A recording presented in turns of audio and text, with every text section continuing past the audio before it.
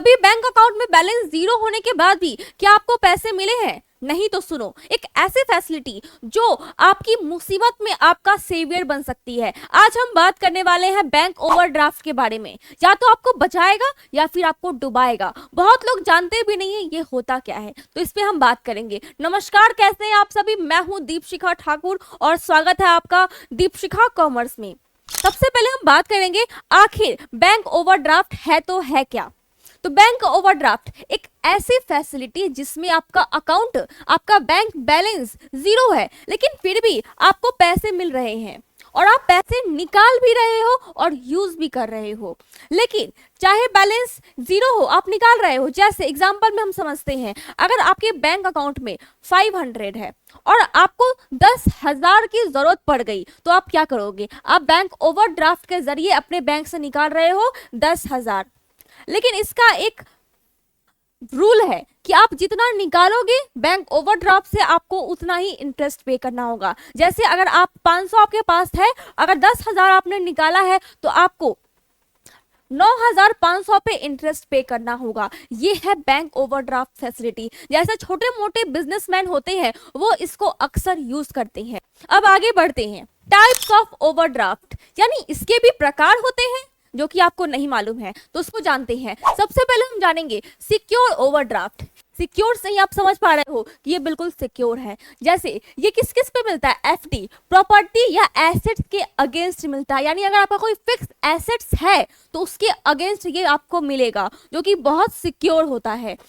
Risk कम, interest भी कम मिलता है, यानी इंटरेस्ट भी आपको यहाँ पे कम देना पड़ता है। बहुत लोग बोलते हैं ओवरड्राफ्ट में हाई इंटरेस्ट पे नहीं करना पड़ता है, लेकिन करना पड़ता है क्योंकि उसके टाइप्स अलग होते हैं। कोई कम इंटरेस्ट पे करते हैं क्योंकि वो अलग टाइप के ओवरड्राफ्ट को यूज करते हैं। अब बात करेंगे अनसिक्योर ओवरड्राफ्ट। सैलरी अकाउंट या करंट अकाउंट पे no secure needed but interest high, यानी इसको सैलरी अकाउंट पे मिलता है। सैलरी अकाउंट मतलब ये नहीं कि आप प्राइवेट जॉब कर रहे हो, 10,000 की सैलरी उठा रहे हो और आप सोच रहे हो कि मैं इस फैसिलिटी की सुविधा उठाऊंगा। बिल्कुल नहीं, यानी आपकी सैलरी 50,000 होनी चाहिए लगभग, तो आपको ये अच्छा खासा आपको मिलता है ओवरड्राफ्ट फैसिलिटी का सुविधा। और करंट अकाउंट होना चाहिए, प्लस आप एक आइडियल यूजर ना हो। आइडियल यूजर मतलब क्या होता है? यानी आपका बैंक अकाउंट है, आप बैंक में पैसे खुलवा रखे हो, आपका खाता है, लेकिन आप क्या कर रहे हो? आप आइडियल यूजर हो। जितना पैसा आया सैलरी अकाउंट में उतने खर्च कर रहे हो निकाल करके एज अ कैश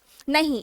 जो अकाउंट में ट्रांजैक्शन हिस्ट्री बहुत ज्यादा होती है, जिसके सिविल स्कोर बहुत अच्छे होते हैं, उनको मिलती है ये फैसिलिटी। नेक्स्ट आता है ओवरड्राफ्ट वर्सेस लोन। आखिर लोन भी तो है, तो हम फिर ओवरड्राफ्ट की सुविधा क्या उठाए, क्यों उठाए? ये क्वेश्चन दिमाग में आते हैं। तो ओवरड्राफ्ट और लोन में ये फर्क है। लोन एक बार मिलता है फिक्स ईएमआई, यानी अगर आप लोन लेते हैं तो आपको हमेशा एक फिक्स ईएमआई बांध दिया जाता है। हर महीने 7,500 देने ही देने हैं, हर महीने 2,000 का ईएमआई कटेगा ही कटेगा। अगर पैसे नहीं हुए तो बाउंस जाएगा। जितना यूज करो उतना चुकाओ। नेक्स्ट हमारा benefit of overdraft, instant liquidity, यानी पैसे की कमी के समय आपका लाइफ सेवियर बनेगा, लाइफ लाइन बनेगा। नेक्स्ट हमारा फ्लेक्सिबल रीपेमेंट, यानी यहाँ पे ईएमआई की यहाँ पे झंझट नहीं होगी, कोई फिक्स यहाँ पे ईएमआई नहीं होगा, नो ईएमआई। जितना पैसा यूज करोगे उतने पे ही आपको इंटरेस्ट लगेगा और इंटरेस्ट पे करना होगा। अगर 1,000 यूज किया है तो आपको 1,000 पे ही आपको पैसे लगेंगे, इंटरेस्ट लगेगा।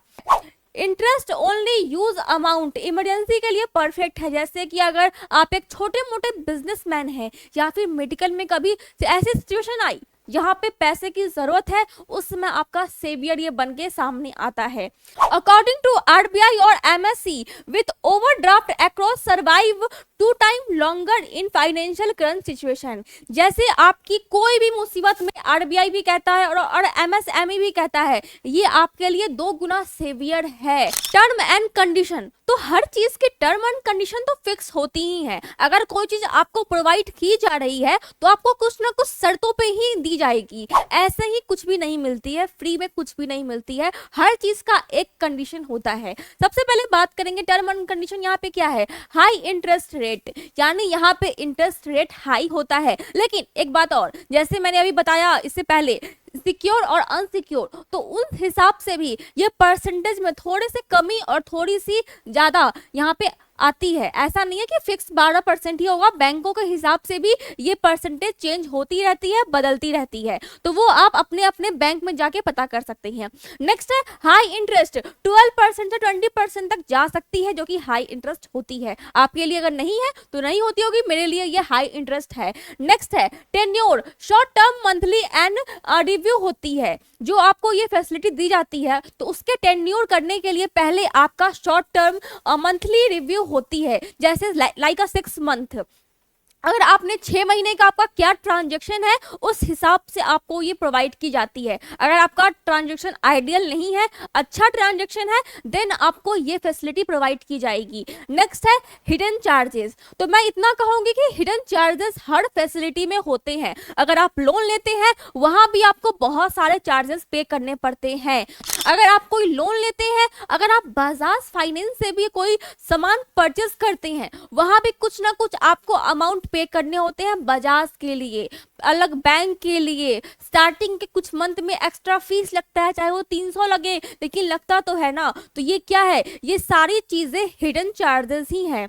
नेक्स्ट है प्रोसेसिंग फीस, जो कि लगेगी ही। प्रोसेसिंग फीस हर लोन में, हर चीज में प्रोसेसिंग फीस ली जाती है। बैंक भी अपना प्रोसेसिंग फीस लेती है। Revenue fees, late payment penalty, अगर आपने लेट किया तो इसकी भी पेनल्टी इस ओवरड्राफ्ट में लगती है। देन यहाँ पे क्या है, मिस यूज का डैमेज, अगर आपने ज्यादा यूज किया, इसका मिस यूज किया, टाइम पे पेमेंट नहीं कर रहे हो, बार बार बैंक ओवरड्राफ्ट ले रहे हो, तो इससे क्या होता है कि आपका जो सिविल स्कोर है, क्रेडिट स्कोर है, वो डैमेज होता है। रेगुलर अकॉर्डिंग एक्टिविटी इंपॉर्टेंट है, यानी अगर आप अकाउंट में, आपके अकाउंट में रेगुलर जो एक्टिविटी होती है पेमेंट की, ट्रांजेक्शन्स की, वो बहुत इंपॉर्टेंट है। अगर किसी ने आइडियल किया है, आइडियल अकाउंट है, तो उसको ये ओवरड्राफ्ट फैसिलिटी नहीं दी जाएगी। आपको कोई भी ओवरड्राफ्ट का यहाँ पे फैसिलिटी यूज करने के लिए नहीं मिलेगा। आपको इमरजेंसी का सेवियर नहीं मिल पाएगा ओवरड्राफ्ट का। नेक्स्ट आते हैं, सबसे पहले हम बात करते हैं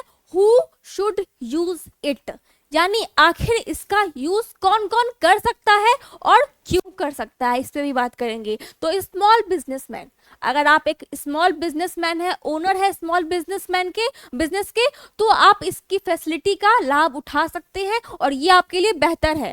तो यहाँ पे होता है कैश फ्लो ग्रैप कवर करने के लिए, आपका कैश फ्लो को मेंटेन करने के लिए। कैश फ्लो भी एक अलग चैप्टर है, अलग टॉपिक है, उस पर बाद में मैं कभी वीडियो बना डालूंगी। अब बात करते हैं फ्रीलांसिंग कमीशन, यानी बेस्ट अर्न इरेगुलर इनकम के लिए। जो इरेगुलर इनकम करते हैं उनके लिए भी अच्छा है, फ्रीलांसिंग करते हैं उनके लिए भी अच्छा है, जो कमीशन पे काम करते हैं उनके लिए भी अच्छा है। नेक्स्ट है इमरजेंसी ओनली यूजर, यानी किसी को अगर इमरजेंसी है पैसों की, तो ही वो इस फैसिलिटी का यूज करे, अदरवाइज इसका यूज ना करे, क्योंकि ये सेफ नहीं है। एक तरह का ट्रैप में आपको फंसाती है ये, क्योंकि आपको पैसे मिल जा रहे हैं। बहुत लोग आजकल बहुत ज्यादा ही Dream11 हो गए और भी बहुत सारे ऐसे ऐप है जहां पे पैसे लगा करके डुबा रहे हैं। अगर आप इम्पल्सिव स्पेंडर हो तो स्टे अवे, इससे दूर रहो, इससे बचो। आखिर ये bank facility, bank overdraft facility मिलेगी कैसे, मिलता कैसे है? सबसे पहले हम देखेंगे एलिजिबिलिटी चेक, यानी ऐसा नहीं है कि आपको ऐसे ही मिल जाएगा। आपके लिए ओवरड्राफ्ट फैसिलिटी तभी प्रोवाइड की जाएगी जब आपको चेक किया जाएगा, आपकी एलिजिबिलिटी को चेक किया जाएगा। जैसे बैंक अकाउंट, आपकी history, transaction frequency, income, secure और क्रेडिट स्कोर देखता है, यानी क्रेडिट स्कोर भी अच्छा होना चाहिए, ट्रांजैक्शन हिस्ट्री अच्छी होनी चाहिए, तो आपको ये बैंक ओवरड्राफ्ट फैसिलिटी मिल सकती है। फ्रीक्वेंसी, खासकर फ्रीक्वेंसी का ध्यान रखिए, फ्रीक्वेंसी बहुत इंपॉर्टेंट है। नेक्स्ट है mostly salary account, current account और बिजनेस अकाउंट में ओवरड्राफ्ट मिलता है, यानी सैलरी भी फिक्स होनी चाहिए। अगर फिक्स सैलरी आ रही है और अच्छे अमाउंट में आ रही है, देन आपको ये फैसिलिटी मिल सकती है, बैंक ओवरड्राफ्ट की फैसिलिटी आपकी हो सकती है। अब बात करते हैं अप्लाई करने का प्रोसेस क्या है, आखिर इसको अप्लाई कैसे करेंगे। तो ऑनलाइन नेट बैंकिंग से भी अप्लाई होता है, सेबी, एचडीएफसी और आईसीआईसीआई बैंक से आप ऑप्शन देते हैं, इस चीज को, इस फैसिलिटी को आपके लिए प्रोवाइड करवाते हैं।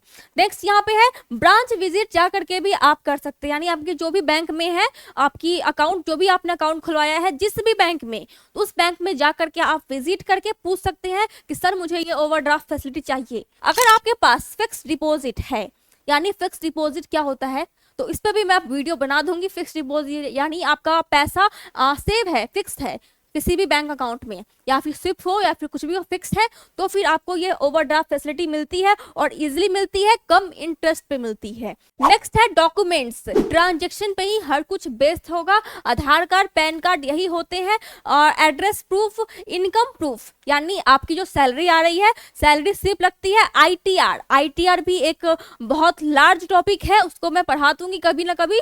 तो आईटीआर क्या होता है कि जब आप बहुत ज्यादा कमाते हैं, मान लीजिए कि आप हर महीने 1.5 लाख कमाते हैं और आपका जो सालाना इनकम है वो 15-17 लाख चला गया आपका, तो आपको आईटीआर पेमेंट करना होता है सरकार को, यानी आपको टैक्स पे करना होता है। नेक्स्ट है बिजनेस स्टेटमेंट। अब बिजनेस स्टेटमेंट का ये नहीं कि आपने कितना सामान कैसे बेचा, कैसे सेल किया, नहीं, जो आपका बैलेंस शीट होगा, जो आपका प्रॉफिट लॉस होगा, जो आपका ग्रॉस प्रॉफिट होगा, उसको बैंक देखेगी, उस ट्रांजेक्शन को देखेगी, देन आपको ये फैसिलिटी प्रोवाइड कर दी जाएगी।